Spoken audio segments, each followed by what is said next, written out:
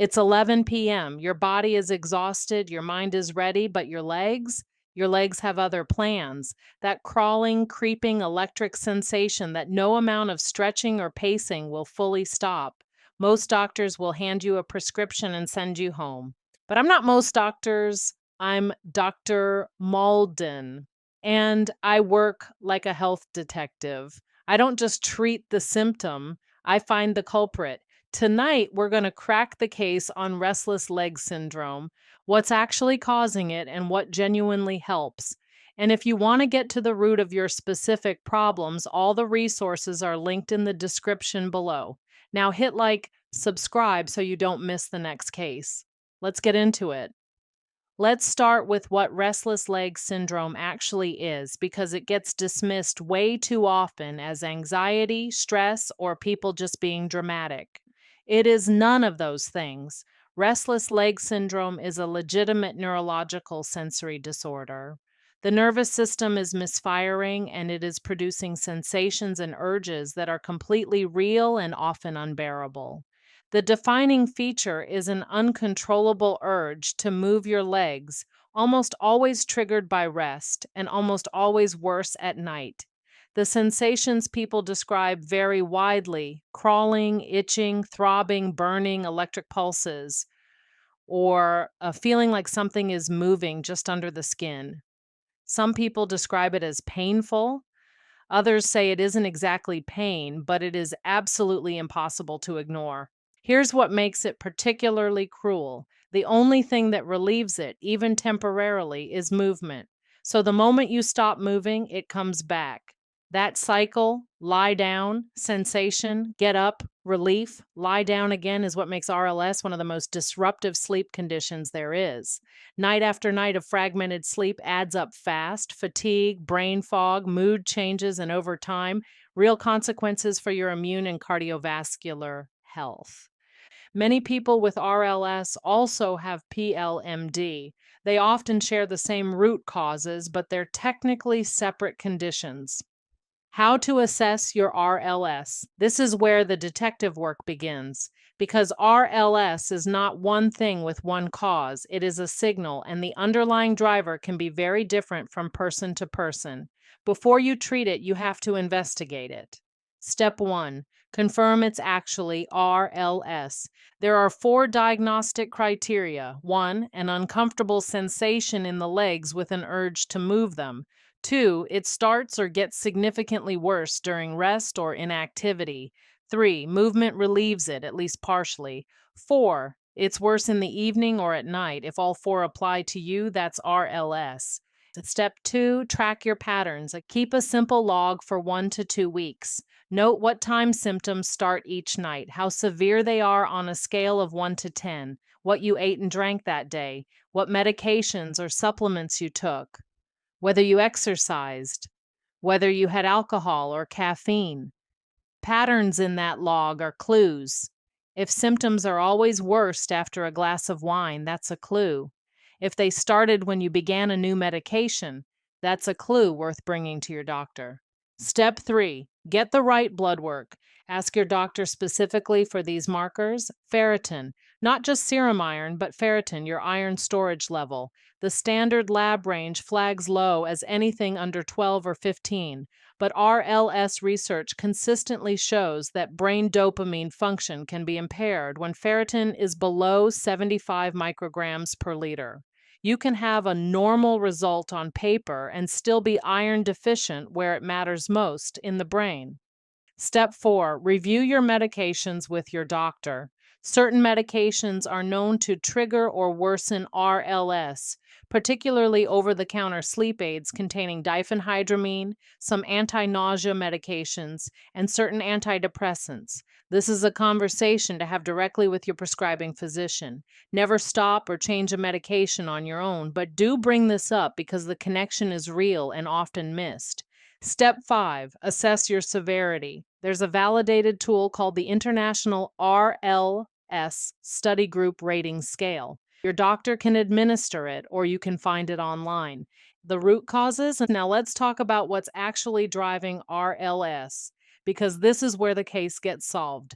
Dopamine dysregulation is the most well-established mechanism. The part of the brain that controls movement, the basal ganglia, relies heavily on dopamine signaling.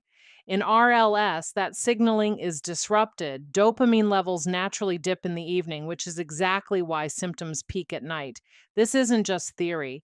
It's supported by decades of research and brain imaging studies showing abnormal dopamine activity in RLS patients. Iron deficiency in the brain connects directly to that dopamine problem.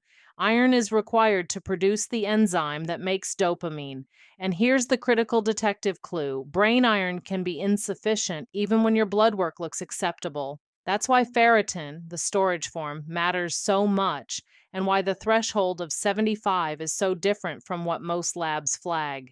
For my neuropathy viewers, especially, the same nutritional depletion that damage peripheral nerves can impair the dopamine system and drive restless legs. These conditions overlap more than most people realize. Genetics plays a significant role. About half of RLS patients have a first-degree relative with the condition. Several gene variants have been identified, particularly ones involved in neuronal development and iron regulation. This is why RLS can run in families and why it sometimes appears in children, where it's frequently misdiagnosed as growing pains. Pregnancy triggers RLS in 20 to 30% of women, typically in the third trimester. Iron and folate depletion, hormonal shifts, and physiological stress are the primary drivers. Kidney disease is one of the strongest RLS triggers known. Up to 50% of dialysis patients experience it. This is a case where working closely with your medical team is essential. Systemic inflammation and blood sugar dysregulation are newer areas of investigation, but increasingly supported. Diabetes, prediabetes, and chronic low-grade inflammation all appear to worsen nerve function in ways that can amplify RLS. This is one reason that diet and metabolic health matter more in this condition than most people are told. Address iron. This is your first priority. If your ferritin comes back below 75, iron supplementation should be your first move, not an afterthought. Ferrous bisglycinate is generally better tolerated than ferrous sulfate and causes less digestive upset. Take it with vitamin C to significantly enhance absorption. Be patient. This is a slow process that can take 8 to 12 weeks to show results. But for many people, correcting iron alone produces dramatic improvement. Optimize B12 and folate, especially relevant if you have neuropathy or are plant-based. B12 deficiency is underdiagnosed and undertreated, and it affects both peripheral nerve health and central nervous system function. If your B12 is low normal, even in the low 300s, it's worth discussing supplementation with your doctor. Methylcobalamin is the preferred form. Magnesium before bed. The evidence is not overwhelming, but it is consistent enough and the risk is low enough that this belongs in your toolkit. Magnesium plays a key role in nerve transmission and muscle relaxation. Deficiency is extremely common, especially in people eating processed diets or taking certain medications. Magnesium glycinate or threonate before bed is well tolerated and may reduce the excitability of the nervous system that drives RLS symptoms. Eliminate the obvious triggers. Alcohol in the evening is one of the most reliable RLS aggravators there is. It interferes with dopamine regulation and disrupts sleep architecture, the exact two systems already compromised in RLS. If you drink in the evenings, eliminate it for 2 weeks as a trial and track your symptoms. Caffeine after noon is worth cutting as well. These are not permanent rules for everyone, but in the investigation phase, they are important variables to isolate. Regulate your sleep schedule. Your dopamine system runs on a circadian rhythm. Irregular sleep, going to bed at different times, sleeping in on weekends, pulling late nights, disrupts that rhythm and can worsen RLS symptoms. Consistent sleep and wake times, even on weekends, help stabilize the dopamine fluctuations that drive nighttime symptoms. Temperature and sensory counter stimulation. Before bed, soak your legs in warm water for 15 to 20 minutes. Some people respond better to cool water, and some to alternating between warm and cool. What you're doing is giving your nervous system strong, controlled sensory input that interrupts or overrides the abnormal signals producing the RLS urge. Massage works through a similar mechanism. Vibration therapy devices are another option gaining attention. Small handheld vibrating tools applied to the legs can provide enough counterstimulation to calm symptoms for some people. Compression and circulation, sequential leg compression devices, the kind that inflate in waves around the calves, have real clinical data supporting their use in RLS. There are now devices specifically designed and cleared for RLS use. Compression socks worn during the day may also help by improving overall circulation. If you have varicose veins alongside RLS, treating those through a vascular specialist has reduced RLS symptoms in some patients. Moderate, consistent exercise timed correctly. Regular moderate aerobic movement, walking, cycling, swimming, reduces RLS symptom severity over time. The key words here are moderate and consistent. High intensity exercise, particularly in the evening, can temporarily worsen RLS. Even a 20 to 30-minute walk in the morning or afternoon adds up meaningfully over weeks. Yoga and stretching. Specific stretching and yoga practices focused on the legs, hips, and lower back have shown benefit in small studies and are widely reported anecdotally. Hip flexor stretches, calf stretches, pigeon pose, and legs up the wall are particularly useful. The mechanism is a combination of physical tension release, parasympathetic nervous system activation, and improved circulation. A 10 to 15-minute gentle yoga or stretching routine before bed is a low risk, high potential addition. Dietary and anti-inflammatory approaches. Emerging evidence points to systemic inflammation as an amplifier of RLS. An anti-inflammatory diet emphasizing whole foods, vegetables, omega-3 rich fish, and eliminating ultra-processed foods and refined sugar supports both nervous system health and dopamine function.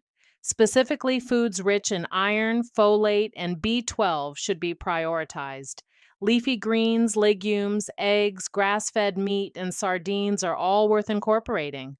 Blood sugar stability matters too. Eating balanced meals with adequate protein and fat, rather than high carbohydrate meals, especially in the evening, may help reduce nighttime symptom severity. Stress and nervous system regulation. RLS is a nervous system disorder, and a chronically dysregulated nervous system makes every neurological condition worse. Practices that activate the parasympathetic nervous system, deep diaphragmatic breathing, meditation, progressive muscle relaxation, cold warm contrast showers, are genuinely therapeutic tools, not just wellness extras.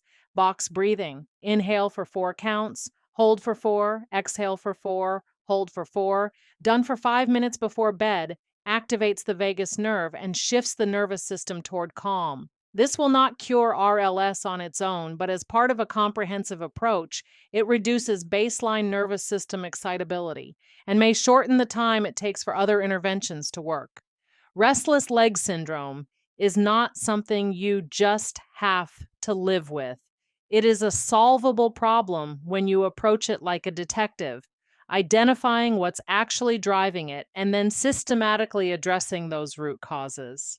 Address iron, B12, and magnesium. Eliminate your triggers. Regulate your sleep and your nervous system. Use sensory tools and movement strategically. And if you've done all of that and you're still struggling, that is when you sit down with your medical doctor and have a conversation about what additional options are appropriate for your case. You deserve answers, not just a prescription and a handshake. Hit like if this gave you something useful, subscribe so you don't miss the next investigation, and check the links in the description if you want to go deeper and find the root of your health problems. I'm Dr. Mauldin. Stay curious, stay thorough, and I'll see you in the next case.